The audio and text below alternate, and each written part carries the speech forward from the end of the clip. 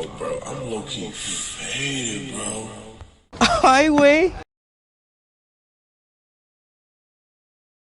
What's this guy supposed to be, the ultimate badass? They ain't ready. They ain't ready, Joe. They ain't ready. Here we go.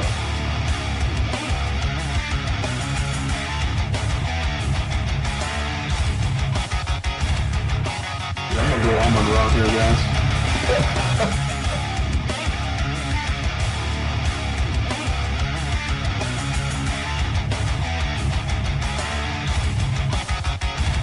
I was like, what is it? You ain't Mexican. What is that? Kind of looks you a little bit though, so kind of dig a little deep in there, right? But yeah, he's got that. He did that.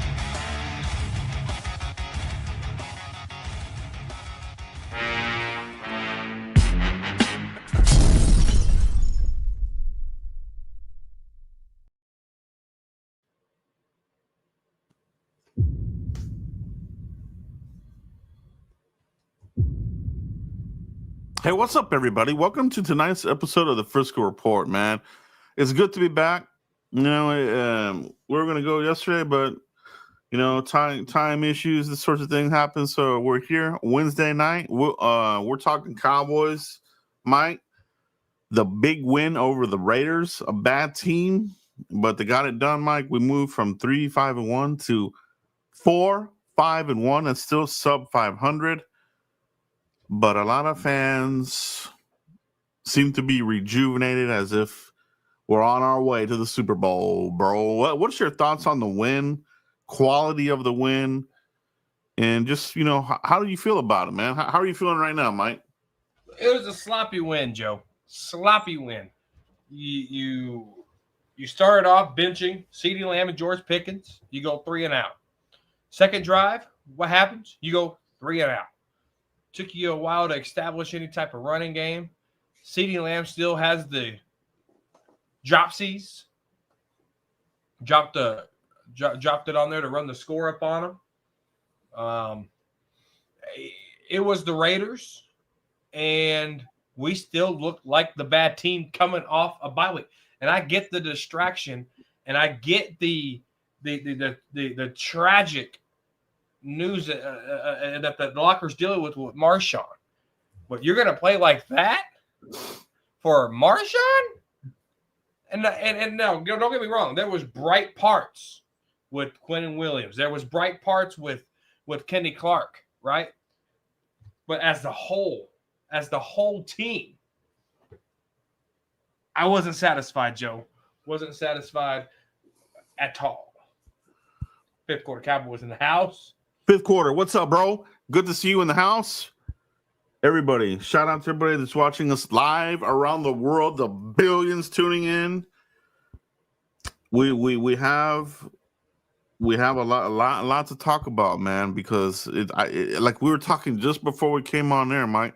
It's the Jets win all over again.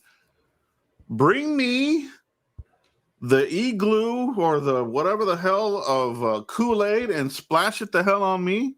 That's what I feel like fans are doing right now, Mike.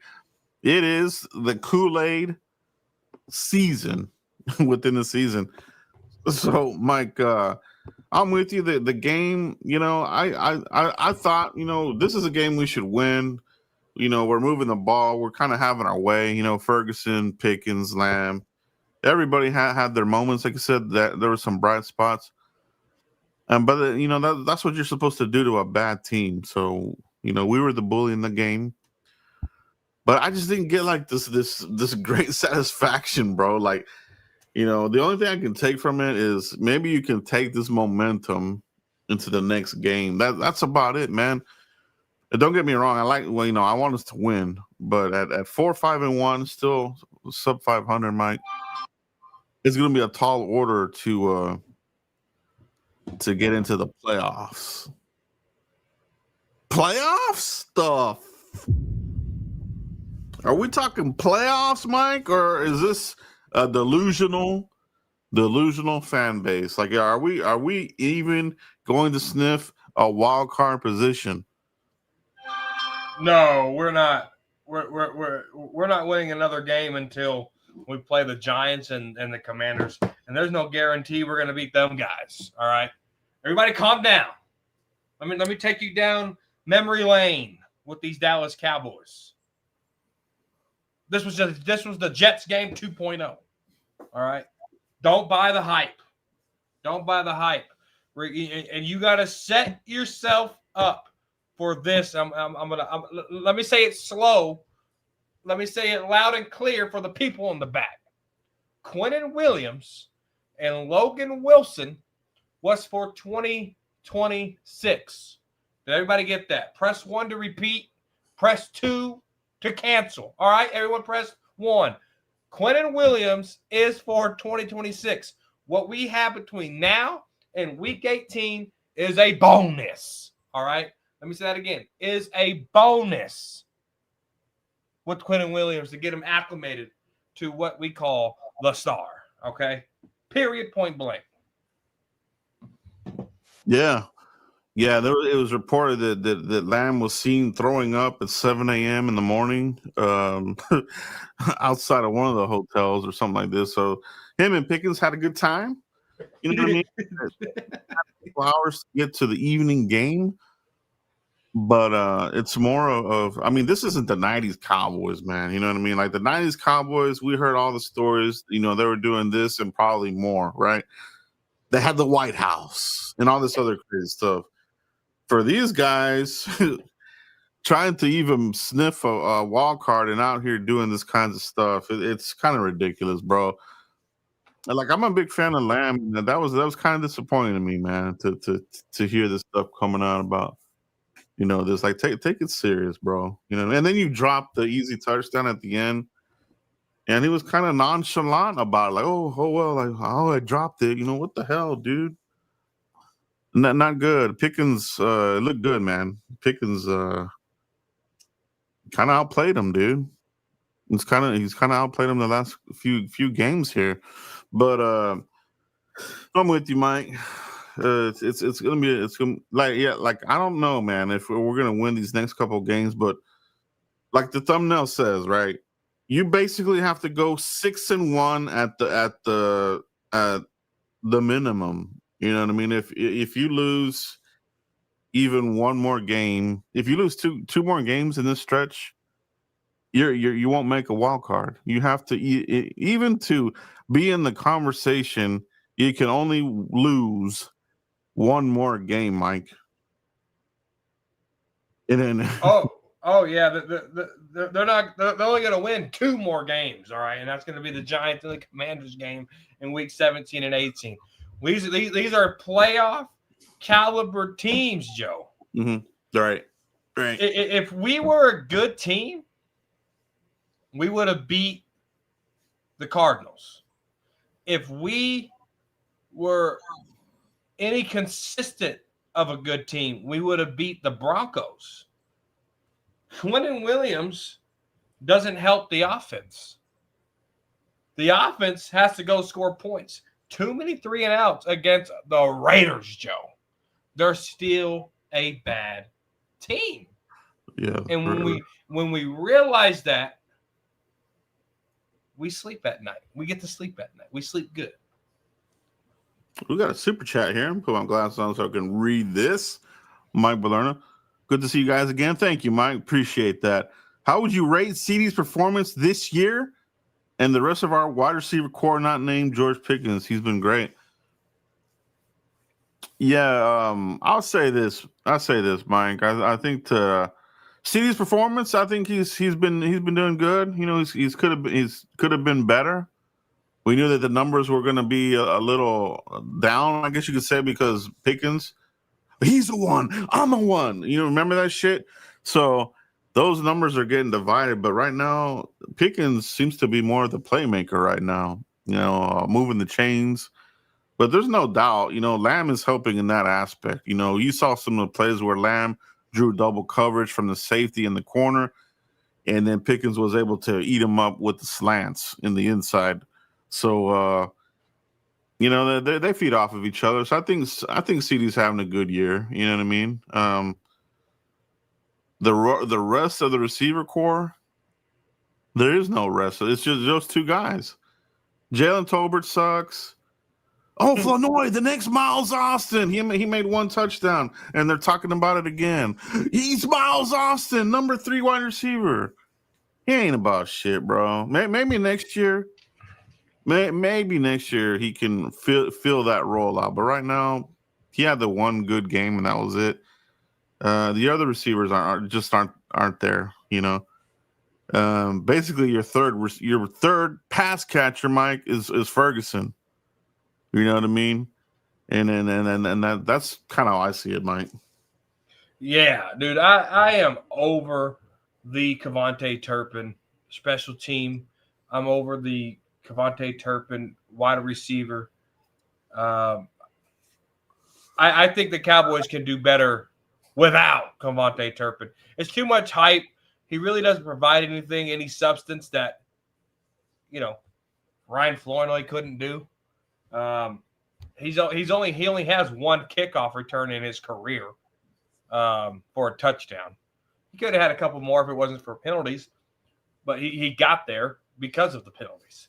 So I'm over the Kevontae Turpin thing. There's nothing special. There's nothing special there. This dynamic kickoff was supposed to launch Turpin into this whole nother stratosphere of touchdowns on kick return, and he hasn't got a single one. Remember all the hype with Bones Fossil? Bones Fossil pushed it. We've been practicing this since last year, even before it was a thing. Mm-hmm. Where's all these touchdowns, Kevontae Turpin? You're not any good. You're not any good.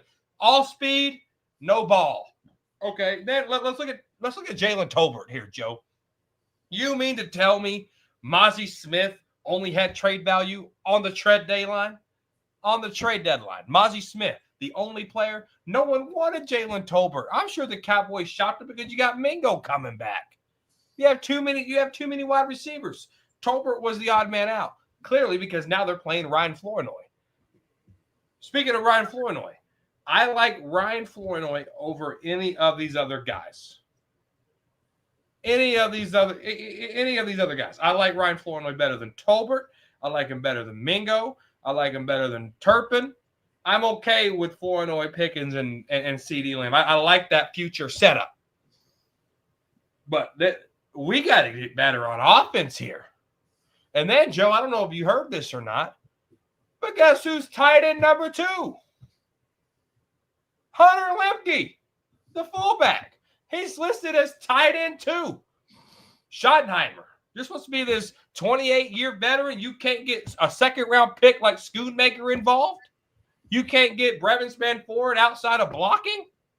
What are we doing here with our wide receivers? There's a lot of pressure on CD. There's a lot of pressure on George Pickens because we can't get nobody else the ball. If it ain't Pickens or George or CeeDee Lamb catching that football, no one's catching it outside of Jake Ferguson. We got to be able to have more talent. And if we can't have that, Joe, this team ain't going to go very far, and they're not going to go very far even next year. Yeah, no, you make some good points there, man, and I think that you're going to see that in the next couple of weeks here, as far as like better defensive coordinators, better coached up teams. You know, you shut down one or two of these receivers on our team, and it's over. It's a wrap. You know, the running game suffers. So, quick question here, Mike: why is the stream so small? So, StreamYard has two options here. So it's probably that you probably clicked on the smaller video. If you go, you'll probably see two of the same video. I think they're gonna have to tweak this because it's confusing some people. But if you click on the smaller one, it's gonna take you to the smaller stream. If you click on the other video, it'll take you to the full size one. If that makes any sense. So just click on the other one, and it'll take you to the correct size. Yes, so there's a mobile version and there's the regular version. If you're on a mobile phone, you're going to get the mobile version. I don't think you can click the big version anymore. If you want to watch the big version, you got to go on the TV. Even if you go to a laptop, if you go to a laptop, it might be the big version. If you go to a tablet, it might be the mobile version. It all depends on what avenues your electronic will give you, if it gives you one or the other. Like on this one box that I got over here, that uncensored maybe by, it has both options, mobile or full version. So I'm watching the full version on the TV here. Yeah.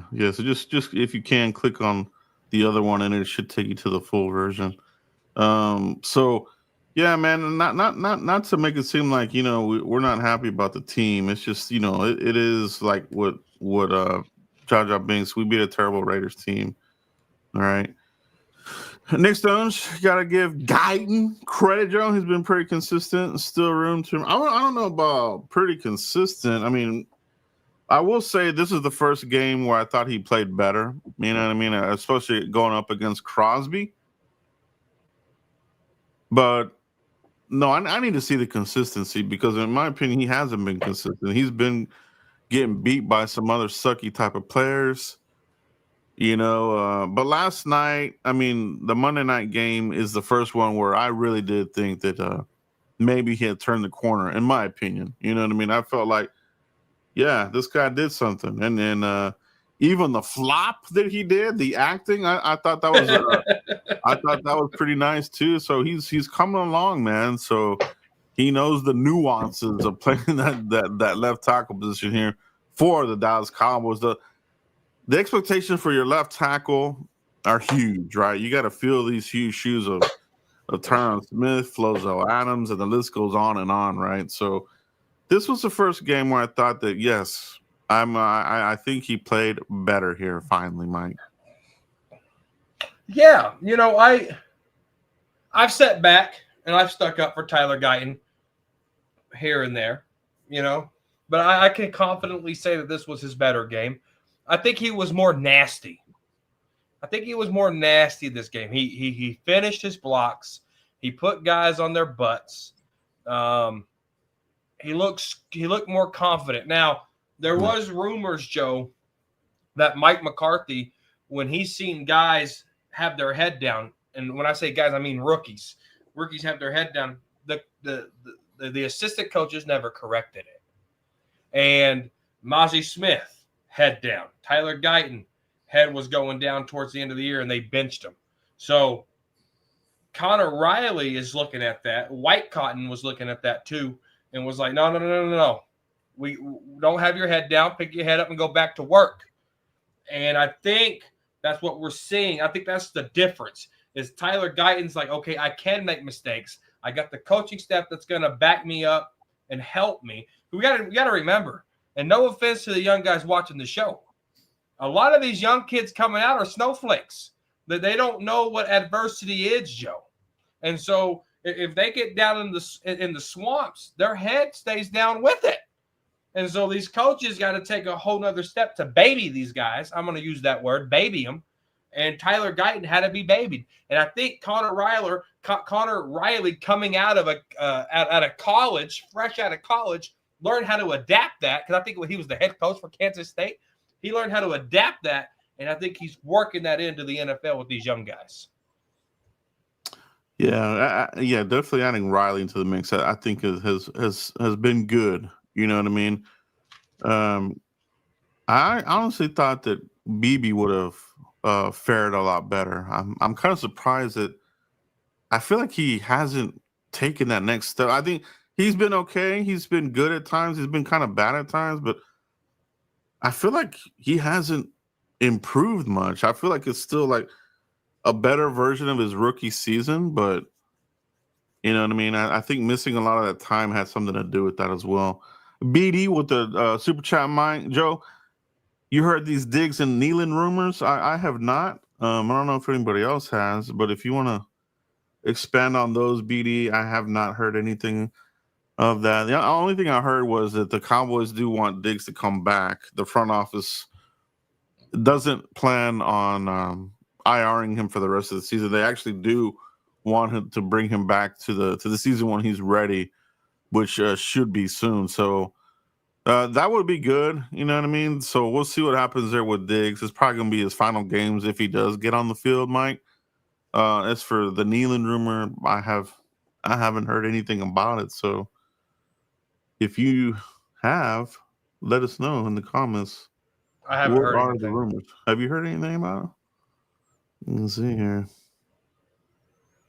Let's see if anybody says anything here in the comments. But yeah, no, I hadn't heard anything on that, bro. Let's see what else we got here. Mike Balerna also. Super chat. Jadon Blue wasted a roster spot. He sucked. Yeah, man, totally. Totally. He is the new Deuce Vaughn. Dane Brugler nailed his analysis. You know what I mean? He was going to be a project for whoever drafted him. And right now he looks like a project for the Cowboys. Malik Davis has leapfrogged this dude, a street free agent, familiar with their system, obviously, Mike. But Malik Davis has made a leapfrog over this dude.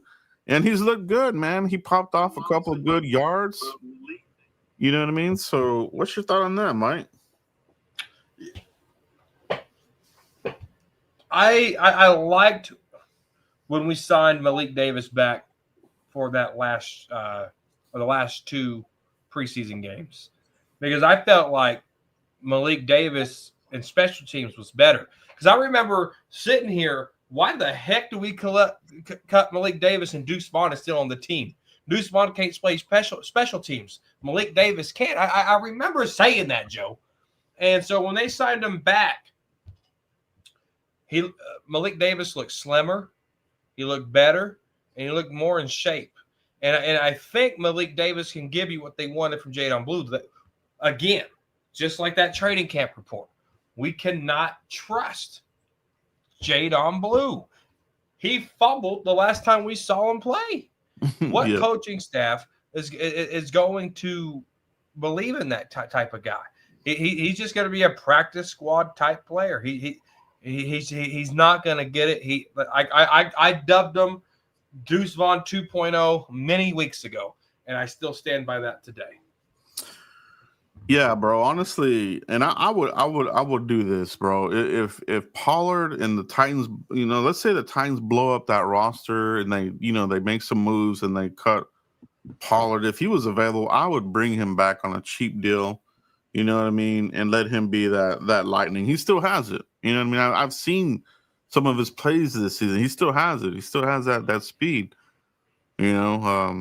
Albeit he is getting up in there. Ultimately, Cowboys need to find a way to add another back into this mix if they don't bring back Javonte Williams. But yeah, Blue, and be careful of this. You're gonna see, and Mike, we talk about this all the time. The off season running in the beach, running around trash can. You're gonna see that from Jadon Blue. His PR team is gonna be like, "Hey, we can hoodwink these fans. Go out here, run around trash cans, run in the beach, run in the volleyball crap, and we'll hype you up." And then training camp is gonna hype him up, right, Mike? So, but you need a better caliber of a running back in here, and I hope they draft one somewhere in this draft. Yeah, they have to, Joe. There's a lot of reports that the Cowboys are going to use the franchise tag on George Pickens, which is okay, but they got to figure out how to extend Jadon Blue. And I'm sorry, they have to figure out a way to extend Javonte Williams and keep Jadon Blue. Just cut him. Don't leave him hanging around like Deuce Vaughn. If he can't learn special teams, go ahead. We have our low-key faded moment of the video. Oh, bro, I'm low-key faded, bro. Extending Jadon Blue. What a travesty that would be. Javonte Williams. I know what you meant, bro. Mike, this is a good question here. Conference Sports Lounge. Do y'all think Dak's body is declining like Romo? What do you think, Mike? Oh, yeah, 100%.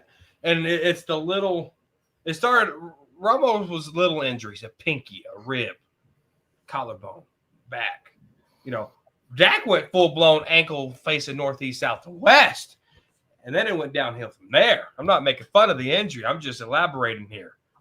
Then you got the shoulder injury. Then you got the cleanup ankle surgery. Then you got last year. What was it? His that weird hamstring. throwing issue too. Remember that? He had the baseball injury. Then he had his hamstring rip off the bone. Now he's on the injury report with the hip injury. Yep.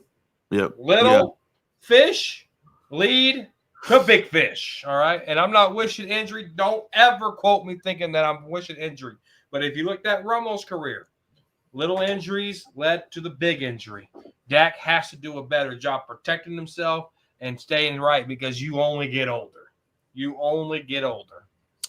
Yeah, you only get older, and the injuries they start stacking up. And I think that he is, man. I think it's his career is so eerily similar to Romo. You know, he's getting late 20s, 30s, and now just like we did with Romo, you're starting to, you want to add another guy in the mix to take under the wing or to have a succession plan ready. You know what I mean? And they kind of did that. I don't think they knew what they were going to get out of Dak when they drafted him, but at least Garrett had the foresight, you know, to say, hey, we need to draft this guy. You know, he has some tools and see what can happen there. Now we're a blink of an eye, man, from 2016 to where we're at now.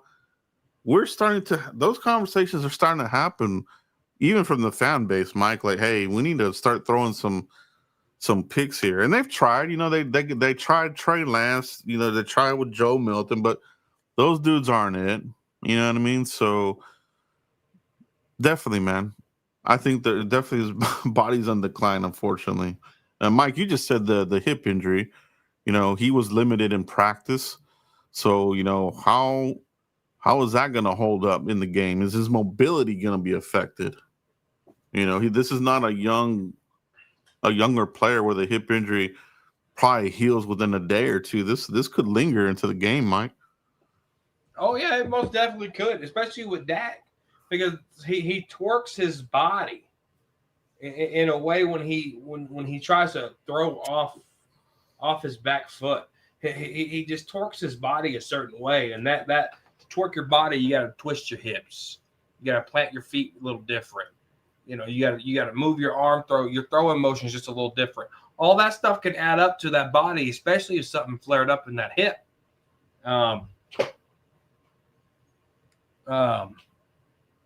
So yeah, it most definitely could hurt him come game day.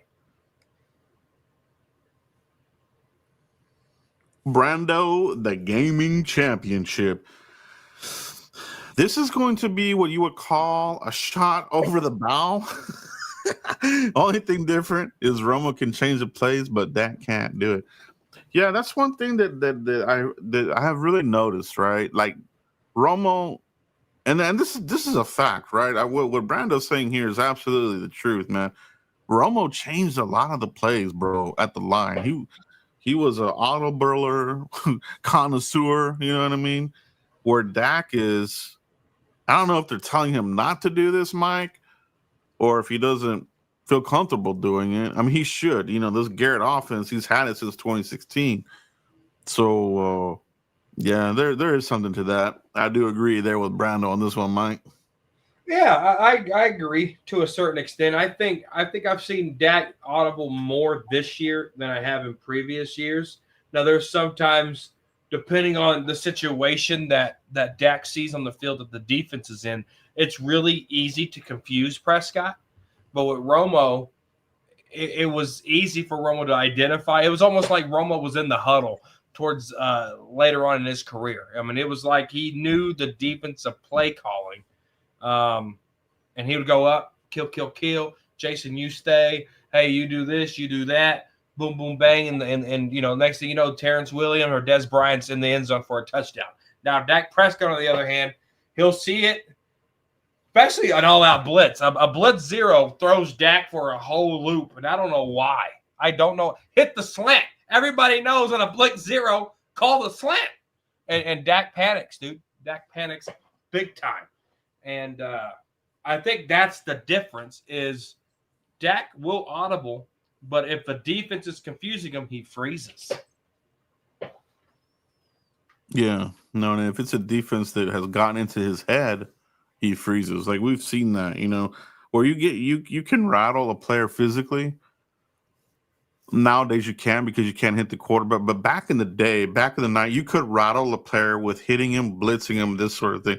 Now you rattle him mentally with different looks, forcing turnovers, interceptions. And I think that's where Dak is at when he faces the Packers, when he faces the 49ers, and any of these other teams that kind of own his number. Those ones stick out to me, Mike.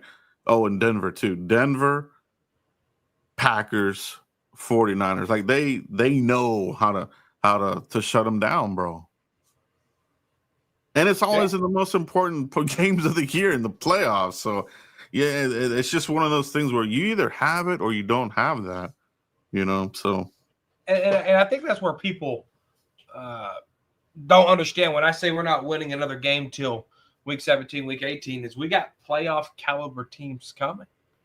And these guys, these teams know how to rattle Dak Prescott. You got to remember, the Chiefs, we were 4 years ago, we were the only defense to hold Patrick Mahomes to 19 points in Arrowhead Stadium. The first team to ever do it. Mm-hmm. And Dak Prescott couldn't get 20 points. Good teams know how to stop Prescott. And that was a really good offense that we had back then. So you gotta you just gotta know what you have, and what we have in Prescott against good teams isn't really good. I mean, that's why he beats good teams, and he can't really stay competitive against. We lose against bad teams. We lose against bad teams too. Hell.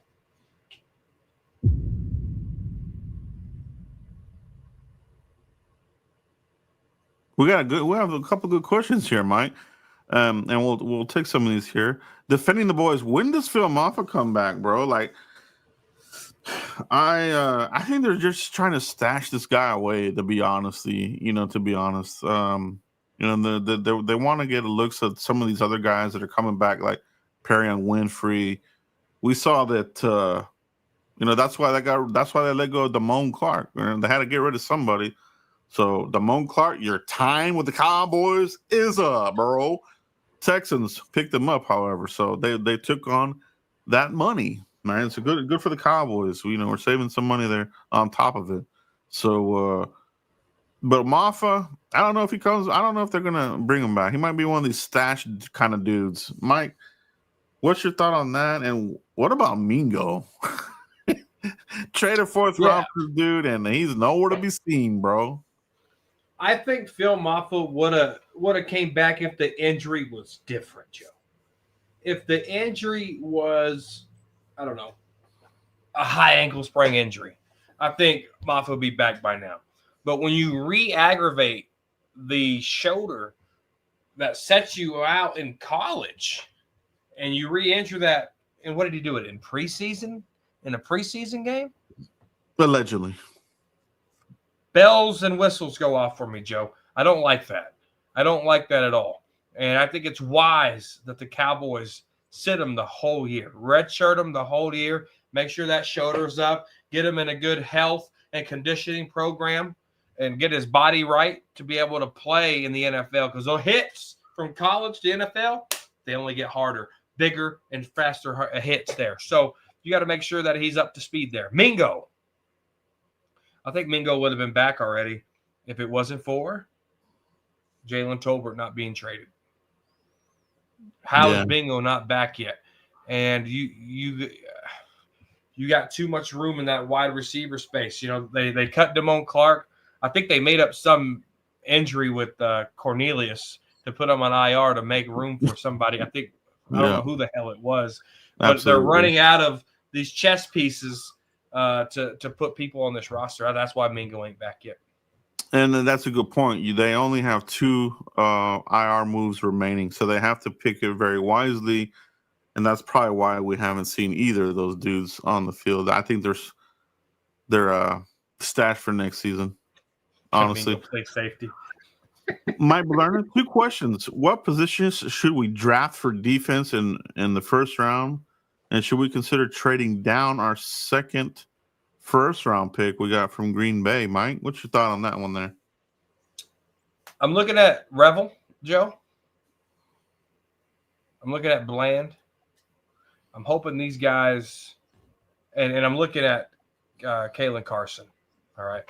If these guys can play really good ball the rest of the season, that saves you from drafting a corner or forces you from drafting a corner with that first pick, right? If Downs is available, give me Downs, okay? If you can get Downs with Kalen Carson, Deron Bland, and Siobhan Rebel there playing those cornerback positions, I think you can shop that second pick that we got from the Green Bay Packers, Mike.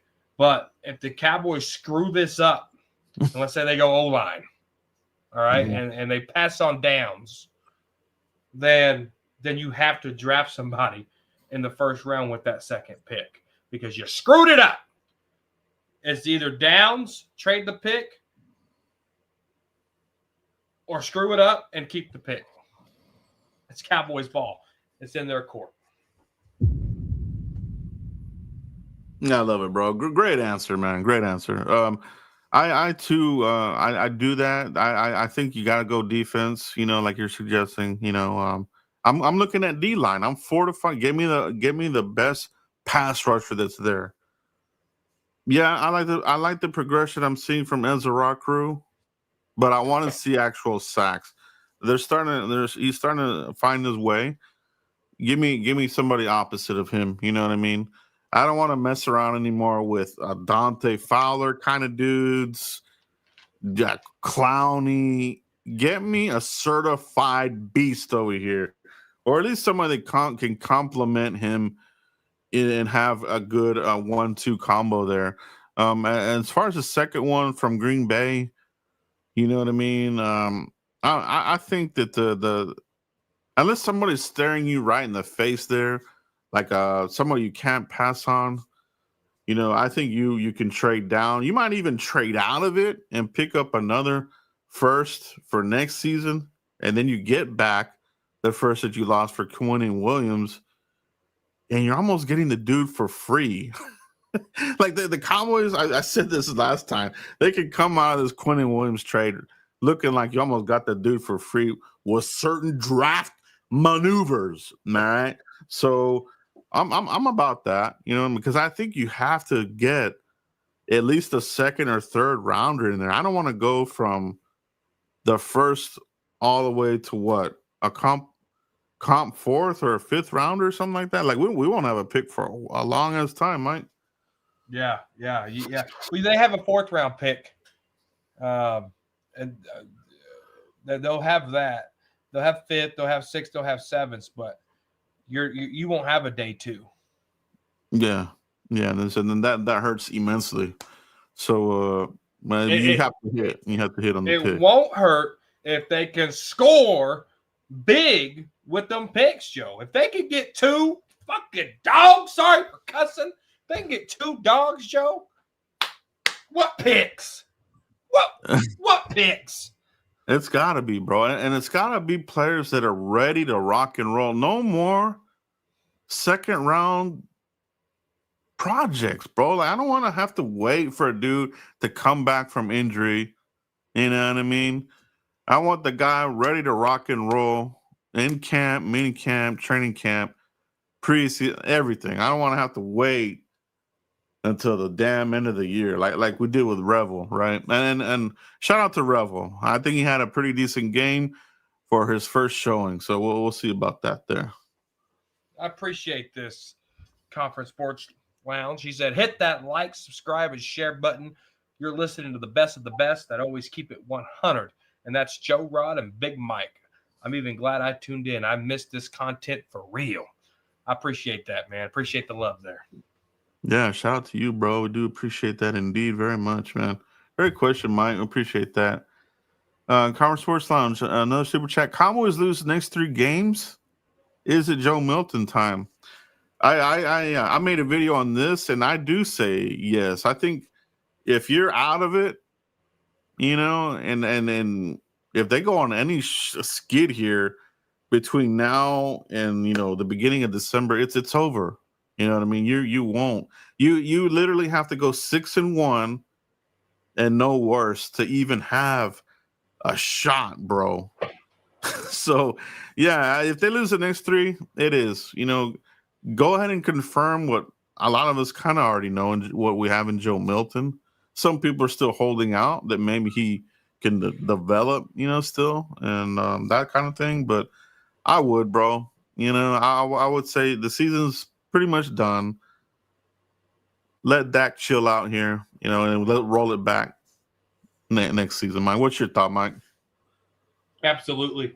You got to give these younger guys reps. And if you play Joe Milton, I know we just crapped on the guy, but I think you got to play Jadon Blue. I think you got to play, at that point, Siobhan Rebel's a month in. I think you could play him a lot more, see what you really have. You got to be able to just play your draft class. Just let them go. Play Nate Thomas. Put Hoffman back in there. Put TJ Bass back in there. See what you really have, and then that helps you build through the draft. Because if you can get Brock Hoffman or TJ Bass for cheap versus using draft equity and you know what you got, do it. If you're going to bench Dak, bench them all and start the guys that haven't really been playing. Yeah, no, it is. It's something that they really would have to consider. You know what I mean? This team is very stubborn, though. Would they do it? Don't be surprised if they don't. You know what I mean? This might be one of those things where, no, we're gonna ride this whole thing out or whatever. So a lot of the times we know what is better for the team than what the damn team does, bro. It's true. That is true, Joe. This one's funny here. Drum King 7369, is a rumor true that bro Joe finally got new Wi-Fi and gave the finger to AT&T? I can confirm, bro, that this is in fact true. It is true. Yeah, I got rid of AT&T, bro. They were terrible. Terrible service, terrible internet, fiber supposedly. It wasn't even fiber, bro. It was I don't know what it was, but it was crappy, Mike. It's so funny, and I don't know if people know this or not, but Gail Lewis, Morris, Illinois, 844, dude, she went through the same thing you went through. So AT&T promised her this fiber internet. She bought it. She signed a contract. She's in. Come to find out, the fiber optic internet lines ain't even ran in her neighborhood, and it might not even be ran, Joe. And it might not even be ran. And if it is going to be ran, it might take 2 to 3 years to do it. They suckered her in, dude. They should be sued for that, allegedly. Yeah, allegedly. Yeah, they are terrible, bro. I went Verizon, and I'm locked in for 5 years with these guys. They're not going to jack up my price and throw in these little bullcrap fees. You know what I mean? The AT&T's been doing that to me every year. $5 more. $5 more to provide service. Crappy service. Anyway. And then they charge you for your equipment box, and it's the same equipment box that you signed up for 10 years ago. Mission Impossible for McClay, Joe. Indeed. And it's well documented here, right? So drafting defensive players, it will be a challenge for this team, for McClay. Assuming he stays here, we know he signed a new deal. I think it was last offseason, wasn't it, Mike? McClay signed a 3-year deal or some crap like that. Yeah, they extended him last year, wasn't it? Yeah, something like that. But that's not to say that maybe a better deal somewhere opens up and he takes it, But I don't know. But yeah, drafting defenders is not his thing, man. It just isn't. You have the one-off hits here like a Parsons, and this sort of thing. But we build this team to the draft, and defensively, we've been throwing and losing in that aspect. So, yeah, man, that early pick, Mike, bro, like we're talking about, man, I think that a safety would really be needed for this defense, a high-end one, because that's what this Marinelli Tampa 2 type of defense requires or really excels when you have a guy who can play deep and go sideline to sideline. So safety and need. Hooker, he's on the dang injury report. He just came back, dude. So I'm like, come on, man. You know what I'm saying? We need durability and a high octane player back there to really give us some pop in the secondary, Mike. Yeah, Hooker's back on there with the toe injury. I know, man. The toe of all things. Like, man, those are not good, bro. Yeah, those are not good at all. Those toe injuries, they suck. All right, they suck. No, they really do, Mike. But I think that's all we have tonight, guys. Great show. Cowboys, can they go 6-1 to have a shot at the playoffs? Honestly, don't think that they're going to.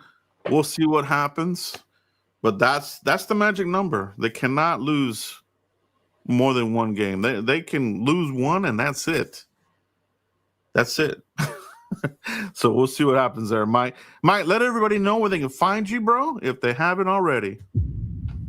Yeah. You can find me right here, Cowboys Corner on YouTube.